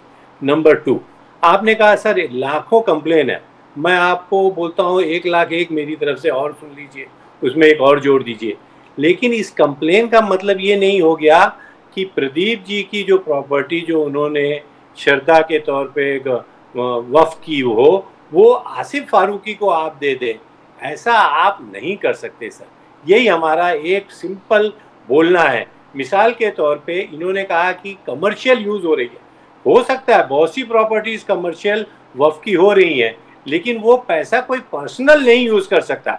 अगर यूज़ कर रहा है तो इसका मतलब है कि वो गलत कर रहा है, उसके लिए कानून है, वो कानून उसका देखभाल करेगा। और तो फारूकी साहब कानून नहीं है, ये जो तकलीफ है। आज डॉक्टर शिंदे, श्रीकांत शिंदे वही उठाया मामला, बोले कि मंदिर का कोई ट्रस्ट कुछ करते हैं तो सरकार तुरंत आके वहां एडमिनिस्ट्रेटर अपॉइंट कर लेते हैं और पूरे जो कंट्रोल है और पूरा एडमिनिस्ट्रेशन अपने हाथ में लेके जा रहा है। जब any kinds of misuse of any administrator for personal purpose administration of fraud हो रहा है, तो तुरंत मंदिर का टोटल पावर वो एडमिनिस्ट्रेटर अपॉइंट करके एडमिनिस्ट्रेटर ले सकते हैं। तो why this can not happen when Waqf is concerned? अगर कुछ डीम्ड इरेगुलरिटीज हो रहा है, आपने कहा कि कर्नाटक का एग्जांपल दिया, गुजरात का एग्जांपल दिया, एंटीला का, अगर कुछ गलत हो रहा है, कोई पर्सनल बेनिफिट, तो वहां पर क्या, व्हाट इज द सॉल्यूशन? यहां पर तो मंदिर में आप एडमिनिस्ट्रेटर अपॉइंट करते हो, टेंपल ट्रस्ट में एडमिनिस्ट्रेटर अपॉइंट करते हो, तो यहां पर क्यों नहीं? व्हाई दो?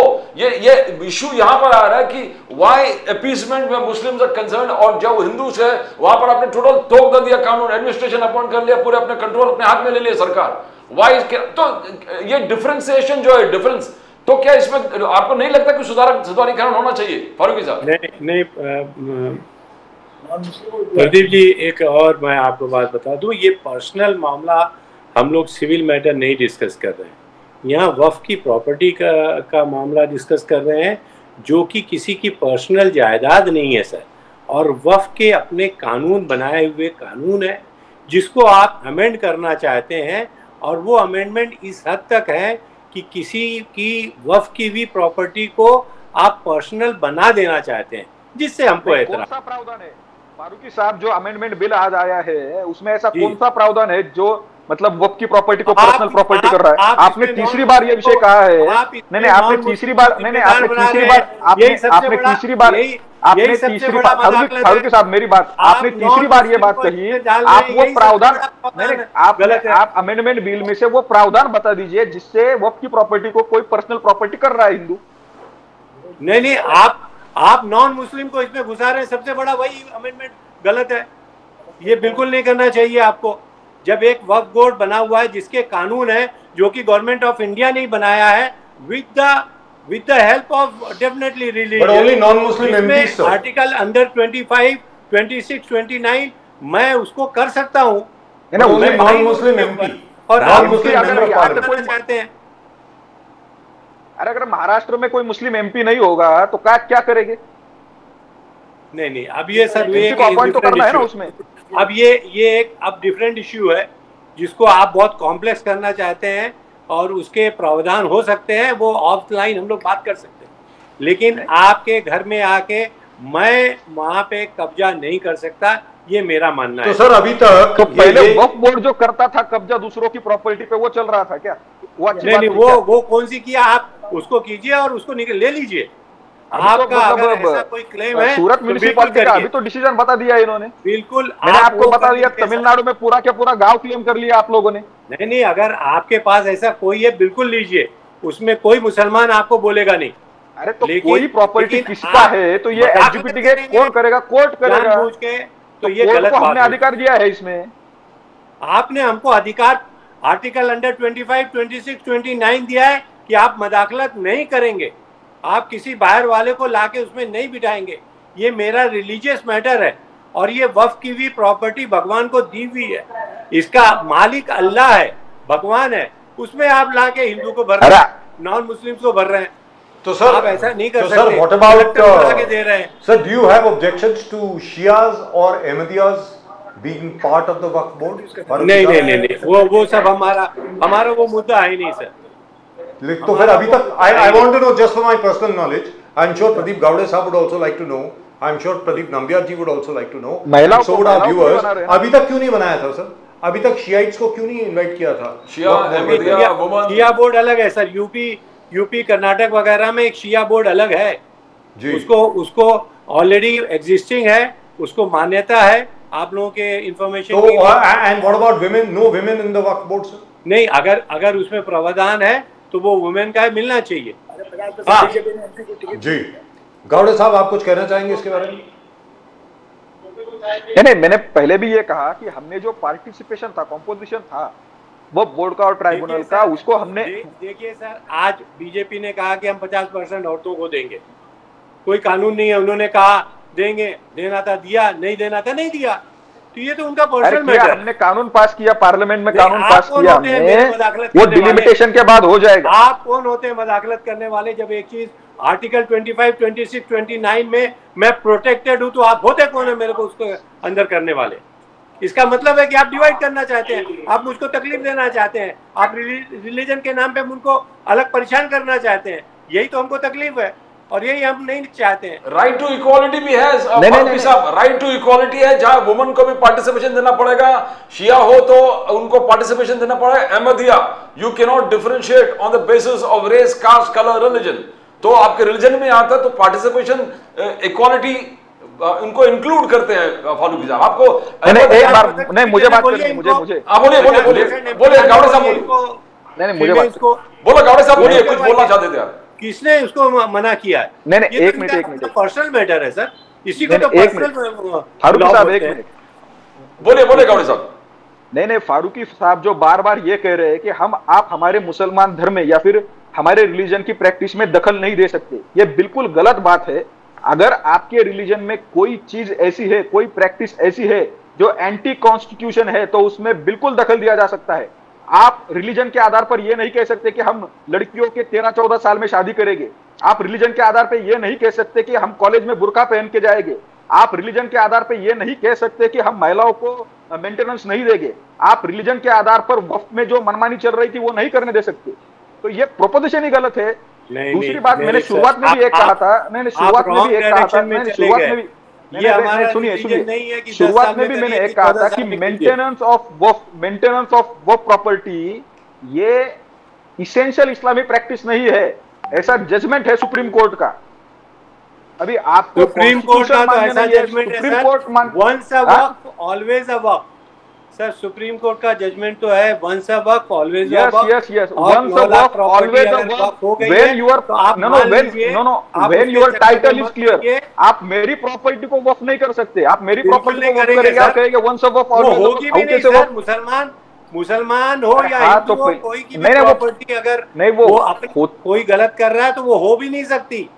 अरे वही हो रहा था ना, वो बोल वही कर रहा था, वो बोल वही कर रहा था। ये वक्फ की प्रॉपर्टी आइडेंटिफाई तो सर वो क्लस्टर डेवलपमेंट अभी शुरू हुआ कि नहीं? रही है सर, आपको एक नंबर मिनट, देख के अरे फारूकी साहब एक सेकंड सर, एक सेकंड, वो क्लस्टर डेवलपमेंट महाराष्ट्र में अभी शुरू हुआ कि नहीं, या अभी भी दाऊद के आदमी ने रोक रखा है इसको?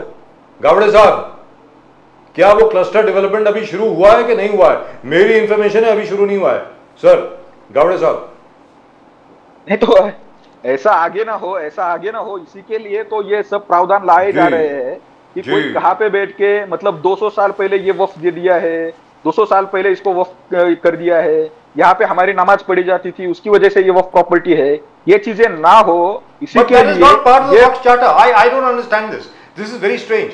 जो वक्फ बोर्ड का अगर आप एक्ट देखें, Waqf board can not claim any property. Let's be very clear, Waqf board को प्रॉपर्टी दी जाती है, वक्फ बोर्ड कोई प्रॉपर्टी ले नहीं सकता है। Let's be very clear, so this itself is wrong as far as I know. Farooqui sahab मैं गलत बोल रहा हूं क्या? आप बताइए। नहीं, आप बिल्कुल सही बोल रहे हैं और प्रदीप जी की एक और क्लियर कर दूं सर, ये फिर से मैं एक बार कहूँगा, ये कोई पर्सनल नहीं यूज कर सकता है सर। ये अगर वक्फ करता है तो गरीब गुरबा के लिए करता है, किसी वजह से करता है, ये देश के लोगों को भलाई के लिए करता है सर। तो आप इसके चक्कर में मत पड़िए, इसको अपनी प्रॉपर्टी मत बनाइए, वरना ये सर कौन बना है प्रॉपर्टी, मुझे ये तो शराब आ अरे जाएगा। नहीं चाहिए आपकी प्रॉपर्टी हमको। बट फारूकी साहब, यहाँ पर जो आरोप है, गावड़े साहब ने जो बोला, 3 मुद्दा उन्होंने उठाया कि जहां भी देश हित है कांग्रेस अपीसमेंट के लिए सामने झुक जाता है। एक तो शाहबानू केस, आपने बोला कि बार बार आप शाहबानू का केस उठाते हो। एक ट्रिपल तलाक है, वो देश हित में था, इक्वालिटी है, संविधान है, उसमें इक्वल राइट्स मुस्लिम वुमेन को देना था। ट्रिपल तलाक वो था। आर्टिकल 370 था जो देश को, कश्मीर को जोड़ रहा था देश में, वहां भी Congress as a party oppose कर दिया कि नहीं, ये आर्टिकल 370 में गलत है, ट्रिपल तलाक भी ठीक नहीं है, शाहबानू। तो क्या जब भी देश हित के काम है, संविधान के काम है, नेचुरल जस्टिस के काम है, कांग्रेस स्टम्बलिंग ब्लॉक क्यों बन जाता है, वहां टोकना क्यों हो जाता है कांग्रेस की तरफ से? फारूकी साहब सर, मेरी चीज मेरी रहे, ये अपीजमेंट कहाँ हुआ? आपकी कोर्ट आपके पास रहे, कोई अगर चोरी कर रहा है, कोई जबरदस्ती लेके जाना चाहता है, और मैं बोलता हूँ कि नहीं ये प्रदीप भाई की है, ये रहने दो, तो ये अपीजमेंट की कहाँ बात हो गई? कोर्ट किसकी है? कोर्ट का है सर। वक्त की प्रॉपर्टी मुसलमानों की है, कोई कांग्रेस गवर्नमेंट उसको अपीजमेंट की नहीं कर रही है। ये आप डिसाइड करेगा किसकी प्रॉपर्टी कर रही है। ट्रिपल तलाक और आर्टिकल 370 उसके ऊपर बुरी नजर रखे हुए है, जिससे कांग्रेस बचाना चाहती है। ट्रिपल तलाक और article 370, Farooqui sahab, triple talaq was providing justice to Muslim women, तो वहां पर भी ऑब्जेक्शंस बहुत आए। आर्टिकल 370 देश को कश्मीर से जोड़ रहा था देश, वहां पर आप तलाक का मैं इससे पहले भी कई बार बोल चुका हूं कि आप सर्वे कर लीजिए, डेटा निकाल लीजिए, मुसलमानों में 1 से 1.5% तलाक है सर। आप कहाँ इन सब चीजों के चक्कर में पड़े हुए हैं कि इतनी डिटेल में लेके आते हैं? कितने परसेंट, जितनी शादियां हुई हैं उसमें 1 से 1.5% तलाक है। उसको सिर्फ आप हंसी का मजाक बनाने के लिए आप ट्रिपल तलाक, उससे कुछ किसी मुसलमान का भला नहीं होने वाला है। नहीं फारूकी साहब, आज भी एक केस हमारे पास आए स्टूडियोज में, कुछ लोग वुमन आए कंप्लेन लेके कि 2 बार तलाक बोल दिया और नोटिस भेज दिया और बच्चों को लेकर चले गए। मींस मैं बोल रहा हूं आज भी ये हो रहा है फारूकी साहब, ये नहीं हो कि 90% केसेस हो रहे हैं। तैयार हो, बिल्कुल हो रहा होगा। तो इसका मतलब ये थोड़ी है कि आप उस 1% के लिए सारे मुसलमान कौम को खराब बोलेंगे या बर्बाद बोलेंगे। न कानून लाने की बात कर रहा है, कर दिया सर, पूरे समाज को नहीं। मोदी जी ने कानून बना दिया उसके लिए, और आप जो है लिविंग रिलेशन में रहते हैं, फारूकी साहब, उसके लिए मोदी जी ने कानून बना दिया है, खत्म कर दिया है। कितने उनके नुकसान हो रहे हैं, सोशली कितने बड़ा ब्लंडर हो रहा है, आप उस पर ध्यान देने के लिए तैयार नहीं है sir. Sir, we are totally against that also. Living Sir, we are totally against that also. It is not the government's business. जवाब नहीं दे पाएगा sir. Sir, it is not the government's business to interfere in anybody in any adult relationship anywhere. तो ये कैसे हो गया government's business? वक्फ का जो है वो गवर्नमेंट का बिजनेस। लेकिन फारूकी साहब, एक चीज मुझे आपकी समझ में नहीं आई, शायद गावड़े साहब इस पर रोशनी डाल पाएंगे आपके बोलने के बाद। जो आप बार बार बोल रहे हैं कि भाई आप मतलब अपनी प्रॉपर्टी क्यों बनाना चाहते हैं, वक्फ की जो प्रॉपर्टी, सर वो कहां है? मतलब वो प्रावधान कहां है? Where does it say that the government will grab this property? ये कहां है सर, ये बताइए ना प्लीज। नहीं, ये मेरी प्रॉपर्टी तो मैंने कहा भी नहीं है सर। हम तो मैं वक्फ प्रॉपर्टी की बात कर रहा हूं। जो वक्फ प्रॉपर्टी है, आप ये कह रहे हैं बार बार कि जो सरकार की नीयत है वो ये है कि वो प्रॉपर्टी ग्रैब करना चाहते हैं। सर कहां पे ग्रैब कर रहे हैं सर, बताइए ना प्लीज। भाई आप अगर वक्फ को वक्फ नहीं मान रहे हैं, जो किसी ने उसको दान पुण्य कर दिया है उसको आप दान पुण्य नहीं मान रहे हैं, तो उसका मतलब है कि आप उसके ऊपर अपना कब्जा करना चाहते हैं। Sir only if there is a dispute, where does the appeal lie? आप बताइए सर। फॉर एग्जांपल सर, छोटी सी बात है, अगर मान लीजिए अभी तो ट्राइब्यूनल ने, जो वक्फ का ही ट्राइब्यूनल है, वक्फ का ही एक अपीलेट ट्राइब्यूनल है, एक तो वक्फ बोर्ड है और उन्हीं का एक ट्राइब्यूनल है, उन्होंने मान लीजिए अभी जैसे सूरत के मामले में बड़ा जबरदस्त ऑर्डर दिया, बहुत अच्छा इंसाफ वाला ऑर्डर दिया, जिसने वह गलत तरीके से वो जमीन हथियाने की कोशिश करी थी वक्फ बोर्ड के लिए, उनके ऊपर स्ट्रिक्चर्स पास किए, ये भी कहा कि इनके खिलाफ क्रिमिनल केस होना चाहिए। लेकिन जैसा गावड़े साहब ने कहा, अगर मान लीजिए ट्राइब्यूनल मान लेता कि हाँ जी ये सूरत की जो प्रॉपर्टी हमारी है, क्योंकि एक जमाने में ये मुगल सराय हुआ करती थी, बादशाह हुमायूं ने बनाई थी ये, करेक्ट है। तो फिर क्या करते सर?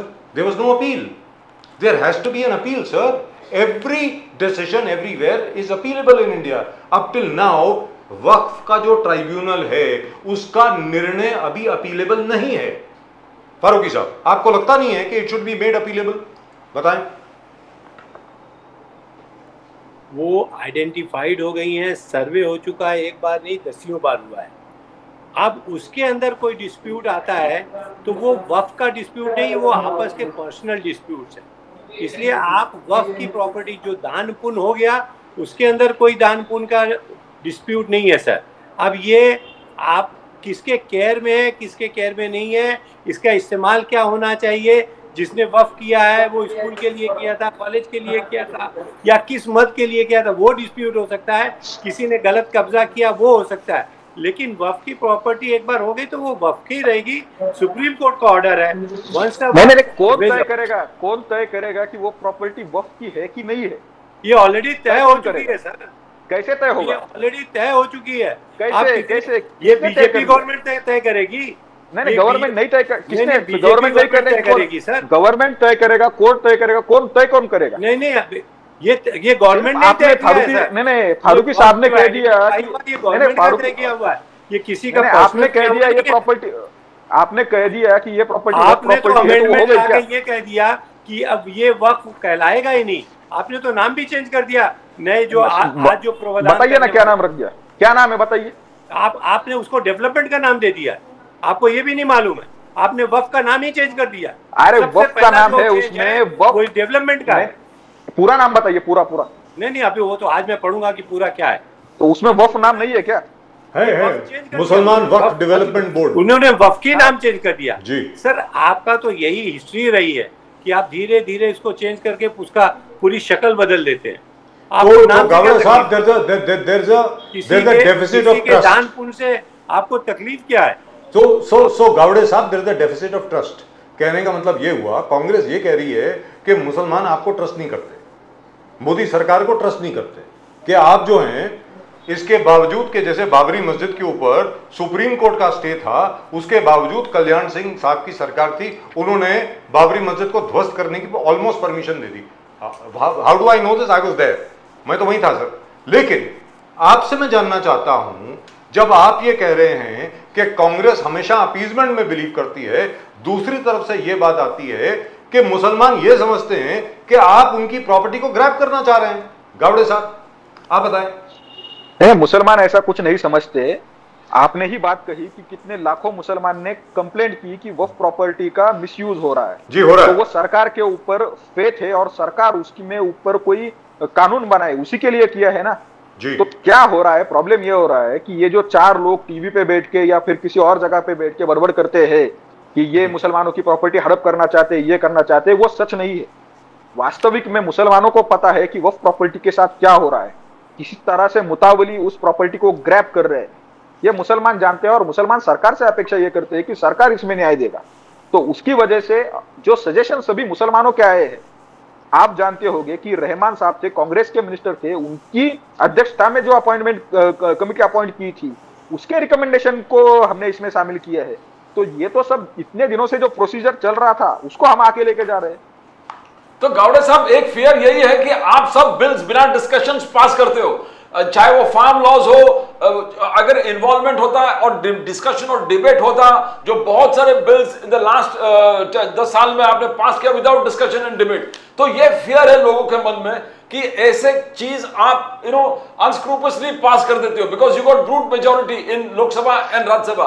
तो एक डिस्कशन डिबेट ना होने के वजह से ये एक फियर अमॉन्ग द पीपल। और अगर कोई भी कम्युनिटी डेमोक्रेटिक सिस्टम में कोई भी सेक्शंस ऑफ द सोसाइटी को लग रहा है कि हमारे राइट्स पर एनक्रोचमेंट होना चाहिए, तो उसमें डिबेट और डिस्कशन होना चाहिए। गावड़े साहब, बहुत सारे बिल्स, बिल्कुल सही बात है, बहुत सारे बिल्स लास्ट टाइम आपने विदाउट डिस्कशन डिबेट पास करते थे। द फार्म लॉज, जो कांग्रेस का कहना है कि ड्रकोनियन फार्म लॉज, ब्लैक 3 काले कानून, लास्ट में अल्टीमेटली आपको विड्रॉ करना पड़ा। गावड़े साहब, नहीं, बिल्कुल सही बात है, डिस्कशन होना चाहिए, डेलिब्रेशन होना चाहिए। जो ये बिल आज पेश करने के पहले हुआ, उसकी हिस्ट्री पूरी, मतलब किस किस राज्य में किस किस स्टेक होल्डर के साथ डिस्कशन किया गया, उसका पूरा विवरण किरण रिजिजू साहब ने बिल पेश वक्त करते हुए आज किया है। उन्होंने पूरा इलेबरेट तरीके से कहा कि कितने रिप्रेजेंटेशन आए, कहाँ कहाँ पे हमने बैठकें की, किस स्टेक होल्डर से बात की, ये सब डिस्कशन डिलिब्रेशन के बाद ही ये बिल आया है। दूसरी बात, आज अपोजिशन ने या फिर कुछ पार्टियों ने कहा कि इसको सिलेक्ट कमेटी में भेजना चाहिए, तो उसको भेजा, वहां पे भी चर्चा होगी। Joint parliamentary committee, select committee, joint parliament, joint JPC में भेजा गया है, वहां पे चर्चा होगी, फिर बिल आएगा। मैं ये मानता हूं कि सभी जो दल है, देखिए इसमें जो गलत चीजें थी वक्फ एक्ट में, वो दूर होनी चाहिए, उसमें किसी को कोई एतराज होने की बात नहीं है। दूसरी, उसमें ट्रांसपेरेंसी आनी चाहिए, उसमें भी एतराज होने की बात नहीं है, तो चर्चा करें। लेकिन ये जो वक्फ बोर्ड का जो कानून है, उसमें ये जो आज संशोधन लाए थे, वो इम्प्लीमेंट होना बहुत जरूरी है। उसकी वजह से सभी दल उसमें सहयोग करें। गावड़े साहब, चलिए चलते चलते आपसे एक सेंसिटिव सवाल पूछता हूँ जी। आप कुछ बोलना चाह रहे हैं? फारूकी साहब, आपके पास आ रहा हूँ वापस में, आपके पास बात। ये जरा सेंसिटिव सवाल है। एक सेकंड सर, मैं भूल जाऊंगा नहीं तो एक सेकंड, बस एक सेकंड। गावड़े साहब, इट्स वेरी इंपॉर्टेंट। ये कहा जा रहा है, ये पॉलिटिकल सवाल है sir, it is not a legal question. ये कहा जा रहा है कि this was a kite flying mission. ये जान करके आप इस बिल को लेकर के आए, आपको मालूम था कि आप इस बिल को प्रॉपरली इंट्रोड्यूस नहीं कर सकते, क्योंकि नीतीश कुमार जी और चंद्रबाबू नायडू जी आपका इसमें समर्थन नहीं करेंगे, इसलिए you agree to send it to the JPC. लेकिन आप अपने जितने भी वोटर्स हैं उनको ये मैसेज देना चाहते थे कि हमारा जो बेसिक कमिटमेंट है वो चेंज नहीं हुआ है। Is that correct Gawde sahab? नहीं सर, हमारा कमिटमेंट तो चेंज बिल्कुल नहीं होगा। मैंने शो में भी कहा कि हम ये प्रावधान लाने ही वाले हैं जी। हम ये अन्याय होने नहीं देंगे, ये पहली बात। दूसरी बात, आज सदन में ही जेडीयू ने अपनी भूमिका क्लियर की है कि वो इस बिल के साथ है, टीडीपी ने भी अपनी भूमिका क्लियर की है कि वो इस बिल के साथ है। उन्होंने फ्लोर में, यस सर, उन्होंने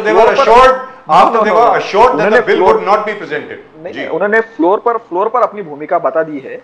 और इस विषय में, इस संशोधन को लेकर पूरा एनडीए एक साथ है। लेकिन अगर अपोजिशन चाहता है कि उसमें जेपीसी में चर्चा हो तो ठीक है, चलो कर लेंगे चर्चा। फारूकी साहब, आप कुछ बोलना चाह रहे थे, प्लीज प्लीज गो अहेड। हाँ, नहीं, मैं प्रदीप जी को बोलना चाहता हूँ कि ये सोचते बहुत अच्छा है और उन्होंने जो सोच दी है वो बहुत अच्छी है, और हम लोगों को भी वही चाहिए जो आप बोल रहे हैं। लेकिन सर, ये जब अमेंडमेंट वाला बिल आप देखेंगे तो आप मुझको, मैं ये पढ़ रहा हूँ, मेरे सामने पेपर है, एग्जिस्टिंग सेंट्रल वक्फ काउंसिल के अंदर 7 से 11 मेंबर्स हो सकते हैं, जो है अभी प्रावधान, जिसमें से सिर्फ एक मेंबर जो है नॉन मुस्लिम हो सकता है, चेयरमैन नहीं। लेकिन ये चेंज क्या लेके आ रहे हैं सर, 11 मेंबर जो हो सकते हैं, जिसमें से 7 members can be non Muslim. अब ये बताइए सर कि 11 में से 7 नॉन मुस्लिम हो सकते हैं, मुस्लिम के वक्फ बोर्ड के लिए ये कहाँ की ईमानदारी है सर? ये कैसे मैं मानूं कि आप ऑनेस्ट हैं, आप हमारे प्रॉब्लम्स को सॉल्व करना चाहते हैं? ये बताइए sir. So this will be change, जैसी की बात है। अगर लोगों को ऑब्जेक्शन है तो क्या है, जेपीसी के अंदर चेंज आएंगे ना सर? ऐसे मतलब आई डोंट थिंक ये ऑनेस्ट नहीं है सर, ये डिवाइड करना चाहते हैं। ना ऐसे बहुत सारे इंस्टेंसेस थे फारूकी साहब, व्हेन मुलायम सिंह आजम खान थे, वो पूरे टेंपल्स के नुमाइंदा वो करते थे। He was a minister in charge of all the temples also. भले वहां पर विरोध हो गए, but I think Mulayam Singh stood और Azam Khan was looking after temples. जो sir, he was a chairman of the Kumbh committee. Yes, तो ऐसे बहुत सारे इंस्टेंसेस है जहां extreme views है। Even in Kerala, the Palakkad temple, the chairman has been a Muslim so many times. ऐसी क्या बात है जी? गौड़ा साहब, आप कुछ बोल रहे थे। अगर वो कानून में प्रावधान है सर, आपको कोई एतराज नहीं है। लेकिन अगर कानून में नहीं है, आप जबरदस्ती अमेंडमेंट करना चाहते हैं। पहले तो सर बीजेपी गवर्नमेंट को कोई भी रिलीजियस सेक्ट हो, कोई भी मुसलमान हो या कैथलिक हो या हिंदू हो, उनका ट्रस्ट जीतना पड़ेगा। अभी तक 2 टर्म ये आ चुके हैं, मुसलमानों को ट्रस्ट नहीं आया है इनके ऊपर, और ये बार बार पर्सनल मामलात में मदाखलत करते रहते हैं, ये बोल के कि हम आपके लिए अच्छा करना चाहते हैं, जबकि उसका रिजल्ट उसके उल्टा आता है। और न सिर्फ ये मुसलमानों को डिस्टर्ब करते हैं बल्कि हिंदू मुसलमान की जो एकता अखंडता है उसके ऊपर ये वार करते हैं, जिसके बहुत से एग्जाम्पल्स हैं सर, और ख़ुद ये आप अपनी नज़रों से देख सकते हैं। तो मुझको लगता है कि पहले इनको ट्रस्ट जीतना चाहिए, उसके बाद अगर ये अच्छा करना चाहते हैं तो ये गौड़े साहब, is that true? Trust deficit है गौड़े साहब, ट्रस्ट डेफिसिट, आपको ट्रस्ट बिल्डअप करना पड़ेगा। कांग्रेस ने मुसलमानों को डरा कर ही रखा है और उसका कांग्रेस का भलाई इसमें है कि वो ट्रस्ट डेफिसिट रहे। तो उसकी वजह से हम कुछ भी करना चाहते होंगे तो ये पहले कर देगी कि ये मुसलमानों के खिलाफ है। हमें ट्रिपल तलाक को खत्म कर दिया, ये मुसलमानों के खिलाफ है। 370 हटा दिया, ये मुसलमानों के खिलाफ है। वक्फ में इतने अच्छे संशोधन ला रहे हैं, ये मुसलमानों के खिलाफ है। सर इतनी बड़ी मिनिस्ट्री है, एक मुसलमान मिनिस्टर नहीं है, आप इसी से अंदाजा कर लीजिए सर कि, और ये बोलते हैं कि ट्रस्ट की बात। चलिए, but let's ask a very basic question, sir. Gowde sir, this to you. Is that the priority right now? Should that be the priority right now? For example, the Waqf Board amendment. Is that the priority of the country? We have a major price rise going on. We have a major job crisis right now. Industry is down, irrespective of whatever the numbers say. We know, we hear people every day. We know the kind of job applications we get every day. Sir, should this be the priority of the country? I'm asking you, Gowde sir. आप बताएं sir. नहीं, देखिए हमारे जैसा बड़ा देश जो है वो अलग अलग पहलुओं पे अपना अपना काम चलता रहता है। तो जॉब क्रिएशन का काम चल रहा है, किसानों के लिए काम चल रहा है, युवाओं के लिए काम चल रहा है। तो उसका मतलब ये नहीं कि इस वक्त के बारे में बात ही नहीं करे कोई जी। वो काम करना है। उसकी वजह से ये कोई नहीं कह सकता कि बाबा ये जो इनजस्टिस चल रहा था, ये जो मतलब मनमानी करने का लाइसेंस चल रहा था, उसको चलने दिया जाए। राइट। हर पहलू पर, हर मोर्चे के ऊपर काम करना पड़ता है, वो एक साथ करना पड़ेगा। हर मोर्चे पर काम करना पड़ता है। Farooqui sahab, one final word from you. Will you welcome the government's move और do you not welcome it? Farooqui sahab, कोई भी अच्छा कदम हम बहुत वेलकम करेंगे और वेलकम किया है सर, लेकिन इनके सोच और इनके सामने एक्ट में बहुत फ़र्क है। मैंने जैसे अभी 2 मिनट पहले कहा कि एक मुस्लिम मिनिस्टर नहीं है इनकी पार्टी का, और इतने बड़े देश में जो 23-24% मुसलमान हैं, टिकट दिया तो एक आदमी नहीं आप जो ये टिकट दे सके और उसको जिता के। तो सर अभी तक जितने भी मुस्लिम मिनिस्टर्स रहे कांग्रेस में, उन्होंने मुसलमानों के लिए क्या कर लिया? नहीं, वो परे, वो छोड़ दीजिए सर। महाराष्ट्र का केस देख लियो फारूकी साहब, एमवीए ने एक भी टिकट कोई मुसलमान को नहीं दिए। हमारे मित्र नसीम खान जी ऐसा खड़े रहने के इच्छुक थे बेचारे, एक तो था मुसलमान, उसको भी उसी को टिकट नहीं दिया। बहुत अजीज हमारे दोस्त, सबके दोस्त है sir. Not one ticket to a Muslim sir. MVA ने एक भी टिकट फारूकी साहब, थोड़ा अन्याय एमवीए की तरफ से भी हुआ है सर। इस वक्त जो है कांग्रेस सत्ता में नहीं है, बहुत कमजोर हालत में है, इसलिए मेरे ख्याल से इस मुद्दे को मुसलमान और हिंदू से उठाना गैर वाजिब होगा। ये ज़रूर है कि सेंटर के अंदर एक भी मुसलमान नहीं है, इस पे आप लोगों को फोकस करना चाहिए जी। Right, thank you so much sir. Farooqui sahab, great pleasure as always talking to you. Thank you so much sir. नमस्कार। Thank you very much. नमस्कार सर। नमस्कार। जय हिंद। I don't think Mr. Pradeep Gowde wanted to stay on anymore. He thought everything was going against him. I don't know why he thought that. I thought he did very well indeed. In fact, he answered very, very well indeed. No, probably he was getting a call there. Yeah, and I must congratulate the Indian hockey team again. Back-to-back bronze medals. One in Tokyo, one over here. And do remember, Pradeep ji, India is the 5th ranked team in the world. Yes. 5th. And we've just won the bronze medal again. We hope this government is able to encourage and promote sports in such a way that we in the future will be among the 1, 2, 3 in all sports together. Sir ये 1972 के बाद हुआ है ऐसा कि we are on the podium on two consecutive Olympics. उसके पहले तो है हम लोग हमेशा ही पोडियम पे होते थे। 72 में हम लोगों ने ब्रॉन्ज मेडल जीता, पहली बार ब्रॉन्ज मिला। 1968 में भी हमें ब्रॉन्ज मिला, और 1964 we won the gold medal, 64 we won the silver medal, 60 we won the gold medal. So हर बार हम लोग पोडियम पर थे। इस बार फिर दूसरे ओलंपिक्स में लगातार भारत की हॉकी टीम पोडियम पर रहेगी। Of course the final still has to be played, so we still don't know which will be the top ranked team, who will be the silver medalist. It's between Holland and Germany.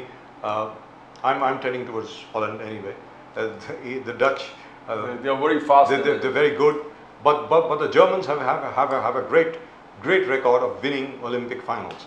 But in any event, I'm so happy at the fact that there are 2 consecutive bronze medals for the hockey team, which is fantastic. So congratulations to Craig Fulton, our Australian coach, and to everybody else, including Harmanpreet Singh and Srijesh's. We are Srijesh's last Olympics. That's what he said. He's going to retire after this. So he's got a medal. The great teams that we have, we loved seeing these people play. That's I right. remember when there was Bhavan Fernandes, Mohammad Shahid, Zafar Iqbal. What a team it was. Govinda. Delight to watch. Govinda was there. Fantastic. Yes, yes. Absolutely fantastic. They won the gold medal in the Moscow Olympics. Bilkul, sir. That was the last gold medal that we won. That was in 1980. Of So, course, it was these boycotted. guys- It was boycotted by Pakistan and Germany and others. But the Spain game was there. Spain was The there. game was something else now, and now it's something different way it's being played. There we could see a lot of dribbling going on, and we could see how our left flank would dribble and Now it's more like ice hockey. You don't know where the attack is going to come from. Even in the last 2 minutes, 5 goals can be scored. Exactly. So, but it is really great. जबरदस्त मेरी समझ में बहुत ज़बरदस्त चीज़ हुई है कि हिंदुस्तान जो है वो ब्रॉन्ज मेडल जीता है हॉकी में और back to back bronze medals हम लोगों को मिले हैं. I think that's absolutely fantastic. I think we are waiting for Mr. Kishore Tiwari. So as soon as he comes in, we'll talk about that. But in the meantime, the fact remains कि ये जो ये प्रदीप जी ये जो the way they brought in the Waqf Board Amendment Bill, I thought they were actually going to present the bill. They didn't. They just sent it off to a JPC.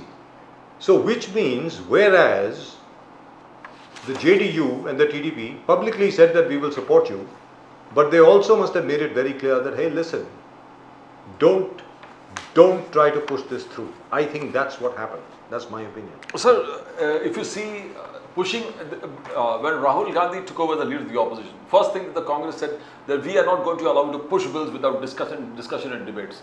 And we also felt, जब farm laws जब हो रहे थे जिस प्रकार से introduce किया गया, सबका opposition था कि आप इस प्रकार से let us have discussion, let us have debates in the parliament and outside. You need to know every stakeholders, need to know what's in it for them. I mean, every misconceptions, every doubts, it has to be discussed and it has to be shown that we are not against any section of the society. And sometimes it could be like how we are still finding, जैसे उन्होंने middle class जो capital gains वगैरह, indexation वगैरह, when it was highlighted, discussed, debate, and then you had to pull it back. So last time, the last 10 years, we had various bills. There were no debates. Without discussion. There was no debate. Yes, there was no debate. And each time anybody tried to debate, most Yes, of the opposition they walked people out, they used to pass the bills. they used to be suspended. Yes, yes. Or they used to be suspended. Yes. And by the way, the same thing was happening even during the time of Sumitra Mahajan ji as the speaker. Yes, yes, yes. So, The entire 10 years, they had the brute majority and they could do what they wanted. And ultimately, what they did has affected them very badly. And now, within the organization and the RSS also, even he asked for the debates, he asked for discussions. Mohan Bhagwat ji सीख दे दिए कि आप ये क्या कर रहे हो? You need to address, you need to talk. You need to address the issues concerning the people. Let's So, be very clear. Ultimately, even the government led by Prime Minister Modi and the entire team has now come that you need to have a consensus, at least not a consensus, you need to erase the doubts in the minds of the people. You need to have discussion. अरे भाई सबसे बड़ी बात यह है कि आपको ये लोगों को बताना है कि आप भाग नहीं रहे. Yes, exactly. डिबेट से आप भाग नहीं रहे. Yes. अभी तक तो ये हो गया था कि भारतीय जनता पार्टी भाग रही है डिबेट से. पहली बार ऐसा हुआ है कि किरण रिजिजू साहब को हमने देखा एक सवाल का उन्होंने जवाब दिया. Exactly. जो भी सवाल रेज किए गए, जो भी सवाल उठाए गए अखिलेश यादव जी द्वारा, असदुद्दीन ओवैसी साहब द्वारा, राहुल गांधी जी द्वारा, अपने केसी वेणुगोपाल साहब द्वारा, उन सबका जवाब दिया उन्होंने. और हमारे सौगता रॉय साहब जो हैं टीएमसी के, उन्होंने भी मतलब काफी सवाल उठाए इस वक्फ बोर्ड अमेंडमेंट बिल को लेकर के. So I think it was a very good discussion. So if you want to have something good for that section of the society, जैसे किसान बिल, आपका कहना था ये किसान के भलाई के लिए था और किसान समझ नहीं पाए, तो आप समझाना आपका काम था. आपको डिस्कशन रखना चाहिए था, डिबेट रखना चाहिए था. You should reach out to them that this is good for you. आप क्यों नहीं किए? Why didn't they believe you? Yes. If Why it was were good they out for on the them, streets? why didn't Because they you believe you? had discussion in the parliament. That's right. Absolutely. And then you say that it is for the if this particular reforms is essential, let them also raise the objections, address the issues. After all, we are a democracy. लोकतंत्र है हमारे. Every section should be fearless and should know that they are contributing to the nation, every section, and also believe that the government is working for their benefit also. तो sir सरकार उनके benefit के लिए काम कर रही है, ये सबसे बड़ी चीज होनी चाहिए कि भले ही बिल पास हो या ना हो, exactly that's a separate issue, and every section of the society. लेकिन जिन लोगों को सबसे ज्यादा इसका प्रभाव पड़ेगा, जिन लोगों पर, यानी ये वक्फ बोर्ड का जो मैटर है, ये मुसलमानों का मैटर है, लेट्स बी वेरी क्लियर. तो अगर मुसलमान नहीं चाहते इसको, तो you can't impose it on them, as long as it is not ultra vires of the constitution. For instance, that verbal triple talaq ban was welcomed by most people because in any event it is not an Islamic practice, it is an un-Islamic practice, जो verbal triple तलाक का जो matter, which is why it was welcomed. और जो भी उसके ऊपर लेकर के, that is a very lame thing to say कि भाई मुसलमान में डिवोर्स रेट जो है 1 or 2% है, why should those 1 or 2% people also suffer? Exactly. Why? Even if one, even if it is one, yes, you can't. अरे भाई जो देश का कानून है वो सब पे लागू है, वक्फ बोर्ड में भी लागू है. और ये सबसे बड़ी बात जो गावड़े साहब ने कही और जो रिजिजू साहब ने सामने रखी कि I didn't know this by the way, ये मुझे मालूम नहीं था कि वक्फ बोर्ड का जो ट्राइब्यूनल है उसका निर्णय फाइनल होता है. It is final, you can not go beyond that. I mean, what is going on here? No, sir, in fact, I came across one particular incident which I was talking to you. जी. A very old lady was staying in a particular house, a flat. She was not the owner of the flat, but she gave it to the Waqf board or whichever organization it is. Now, they accept it, and if they lay claim to that, because she is probably she was staying there. She is not the owner. She had some tenancy rights. Now, this is a problem. Now, this is a grey area which actually you need to have a reform. क्या आप वो चीज hand over कर सकते हो जो आप ownership आपके पास नहीं है, but you got some other ownership probably of tenancy or something of that particular thing. And once the tribunal has ruled, then what happens? then the owner yes is deprived of his property. Exactly. अरे ये क्या है? तो जैसे for example Pradeep ji, जो सूरत municipal corporation का जो example है वो क्लासिक एग्जांपल है. इधर तो ट्राइब्यूनल ने रूल किया कि जो शख्स जान करके वक्फ बोर्ड के नाम पर इसको चढ़ाना चाहता है वो गलत है और उसके खिलाफ क्रिमिनल केस होना चाहिए. अगर मान लीजिए उल्टा हो जाता तो, और वो ये बोलता है ये तो हुमायूं की प्रॉपर्टी है, बादशाह हुमायूं की प्रॉपर्टी है, देयरफॉर वक्फ प्रॉपर्टी, मतलब गुड मॉर्निंग हो गई वहां. तो ये क्या है? तो मेरा ये कहना है कि सारी ऑपोजिशन को मिलकर के, सरकार के साथ मिलकर के एक बड़ा रैशनल व्यू लेना चाहिए कि भाई ये इस तरीके से काम कीजिए. What you're saying is right, but rational Muslims, when you put across this, like how Asif Farooqui जी कहा कि नहीं जो अपने नहीं है वो दे नहीं सकते और लेना भी नहीं चाहिए. But who's going to now? The point is who's going to decide? ये आपका है कि किसी का? अरे प्रदीप जी मेरी बात सुनिए, आप वक्फ बोर्ड के मेंबर हैं, जो मुतावली है वो आपका दोस्त है, वो प्रॉपर्टी जो है तकरीबन 200 करोड़ की है, कौन चाहेगा कि उसको छोड़ दिया जाए? क्या बात कर रहे हैं sir? That is human nature. खैर in any event I think this will go on. Let's